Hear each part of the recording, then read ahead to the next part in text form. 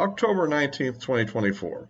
Well, I want to do an update here on the presidential and, in fact, the general election campaign. Again, let's start off with some of the developments. Of course, we had Kamala Harris did her interview with Brett Baier of Fox News, which I would say was well, depending on your point of view, was either a complete disaster or a stunning success. If the objective was to face the evil Fox News anchor and be defiant, well, I guess that's a success. If it was to actually answer questions and persuade independent voters that she had a good agenda to carry out, then I think it was a flop. So that's kind of in the eye of the beholder. But it did get a fair amount of attention, and that's probably key developments, I guess, of the week in that sense. Polling results, which I tend to focus on, perhaps with my mathematical background, um, is that it looks like that things have moved a little bit in favor of Trump here on the national average.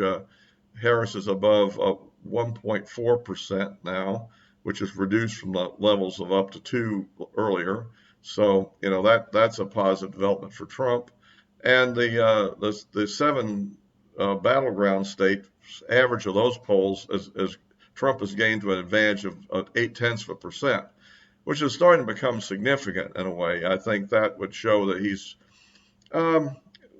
gaining ground, and it depends on 3 of the states. The Trump actually has an advantage of 1% to as high as 1.4% advantage over Harris, and this is an average of several polls. So in some polls, it's significant. You'll find some very weird variations between the polls depending on their tradition. I mean, you have some states where Quinnipiac has a strong number for Trump, and other that seems stronger than you'd expect, really, especially from Quinnipiac. And on the other hand, in other states, I see where it's got him, like in North Carolina, it's got him down 3%, which seems strange when you compare to all the other polls there in the average. So, but at any rate, that may indicate, I don't know, some variation there. One thought occurs to me that North Carolina might have some difficulty polling, since some pretty strong Republican areas were the areas where the Hurricane Helene did the most devastation. It does look like, however, that measures have been taken to allow the people in those areas to vote, and modifications and rules have been made to make it easier for them to vote. So probably, although I still suspect there'll be some suppression just because people have other things to do. Maybe some people even had to leave the area to live with a relative someplace that wasn't impacted, or something of that sort. It may have some bit of a deficit, although I don't know as much as the 3% that Quinnipiac has. So that's kind of the way it looks. So it looks like, for the moment, the advantage is heading in the direction of Trump there. I know one of the latest developments is that Trump had some technical difficulties at his Michigan rally. So that's I don't. Of course, the liberal media, I'm sure, are going to make some hay out of that. Just even whether it's that relevant or not, I don't know. But that's the way they'll do it. So right now, it looks like. Keep your fingers crossed. It looks like the odds may be heading in the direction potentially of a Trump win, I think. In fact, I tend to think it may be stronger than that, but I can get into some details as we get into this. But if you like these videos, please give me a like. It helps the algorithm, as always. I'm looking for more subscriptions. Thanks for all those who have subscribed. And, of course, you can click the bell for notifications, because I think sometimes you'll miss my posts, and since my following is still limited, it would be really helpful. If you are a member of Rumble instead of YouTube, of course, you can follow me there, and the information on all that's in the description below. So moving on with this. I don't know. When I look at the trend lines that they post, on Real Clear Politics, it does look like that Trump has kind of taken a lead there.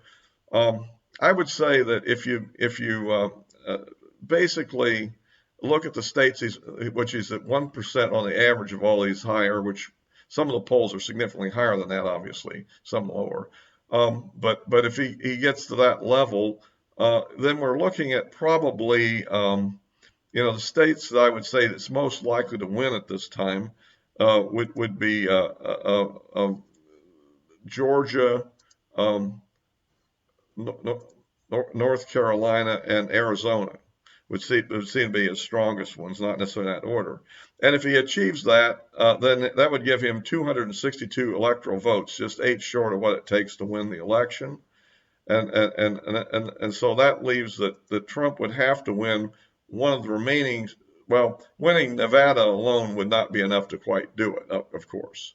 Um, if perhaps he could win Nevada and win the Omaha district in Nebraska, in that sort of an interesting scenario, we could get to 269 and throw it into the House. Um, there are other scenarios where it could get to the House too, but Nevada seems to be of the 7 competitive states the one he's probably least likely to win, in my opinion, just looking at the polling.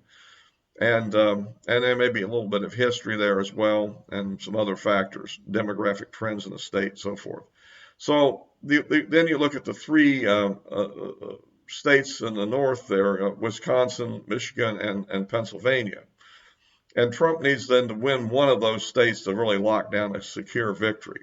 And currently he's ahead to some degree in all of them. And even then, you have some quirky polling which might be misleading as to which one he's really strongest in. Right now, it looks like maybe Michigan he's doing pretty good in. But Wisconsin, they also look strong in Pennsylvania, and Wisconsin, I think, numerically is one of the worst at the moment. But again, there's one poll in there that kind of skews the whole thing, and if it's wrong, it may not be that bad. So, and stochastically, all he has to do is win one of the 3, and he would win the election based on that kind of thinking. And then there are other combinations. And since he's in contention in these 7 states, there are several combinations which would end up leading us to a Trump electoral victory, regardless of how the national popular vote turns out. I've made arguments about that, and it is possible that Trump is actually polling better in the blue states than he did in 2020. And if that's the case, then that would make the race as close as it looks based on the battleground states.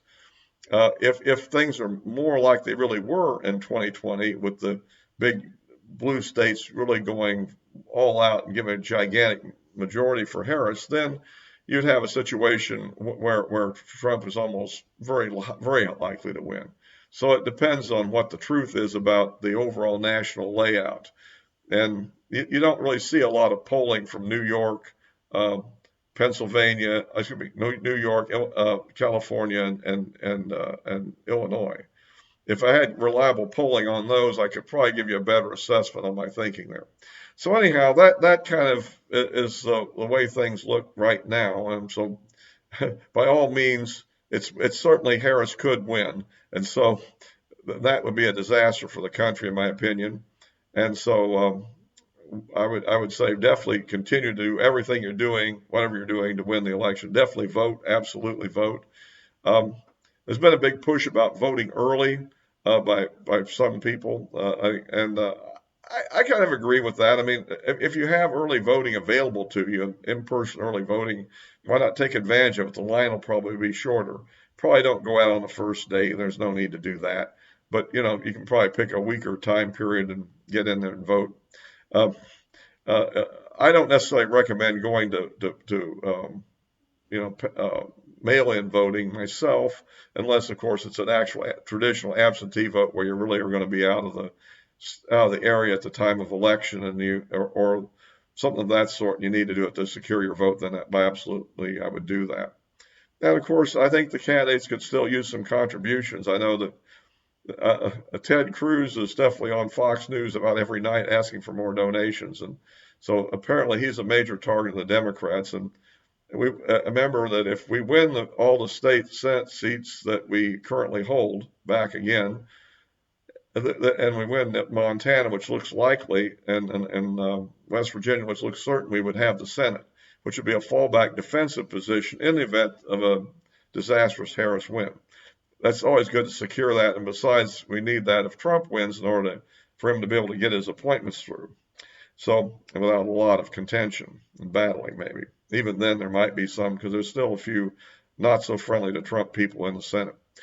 Okay, and of course, we don't know. Well, at any rate, I'll go on to a couple of other issues. That's kind of the Senate. On the Senate, also, I would say that there are some close races. It looks like Ohio may really be in contention, although it's very close, and I wouldn't bet on it. But I think it's possible if Trump does really well in Ohio, he might just pull Morano across the line. The I'd say, the Pennsylvania, um, Wisconsin, and Michigan races are also relatively close. And maybe stochastically, just randomly, we might be able to pick up one of those if we get lucky. I mean, it's hard to know which one. Uh, and generally, these things with a Democratic incumbent in a very close race, unfortunately, the Democratic incumbent usually pulls it out. But especially given that the presidential race isn't necessarily a overwhelmingly, decisive either. It's going to be a squeaker. So I think no matter, 1 or 2% or something like that, probably for whoever wins. So it's important to, focus on those as well. In the House, I was looking at some real clear politics stuff, and it looks to me like basically we've got about a 30 some swing, toss up races. So it looks to me like, assuming we win half of the toss up races, which we may or may not, hopefully do a little better than we did in 2022 on that we win half of those, then we would have about the same kind of majority we won last time. If we do better than that, then we get a little better, and worse than that, we might lose it to the Democrats, and that would not be good. Because remember, imagine if that squeaker thing and it goes into the House and the Democrats control the House, who knows what kind of machinations might occur at that point. So you want to be very careful of that. So that's kind of how the race looks at this point in time. I think things are moving favorably because overall, I think that that Harris has still not been able to really establish the kind of momentum she wants. It's kind of going away against her a little bit, given that we're now kind of seeing that really she's not the kind of strong figure you really would want in a presidential candidate, I don't think. And I think that is one of the strengths that Trump does have. And assuming nothing else goes wrong, I mean, that rally that kind of had a microphone failure isn't good. But on the other hand, I don't think a technical glitch necessarily changes the outcome that much. And so anyhow, we'll have to see how that all plays out. As always, I'll of course be posting this both on YouTube and Rumble, and the address of my social media accounts are in the description below. I've been posting more frequently on X, I think, lately than I have been in previous weeks, but kind of mixing up some of these Democrats making the ridiculous claims. And so I'll also post some links in the description below to some other shorter videos I've done where I discuss some of the things that they have, such as the Trump tax cuts and the and this whole border bill that I put out there. I don't think I got as much viewership on that as normal, and so if anybody hasn't seen those and wants to, I'll try to put a link in the description below so you can follow those. So all for this time.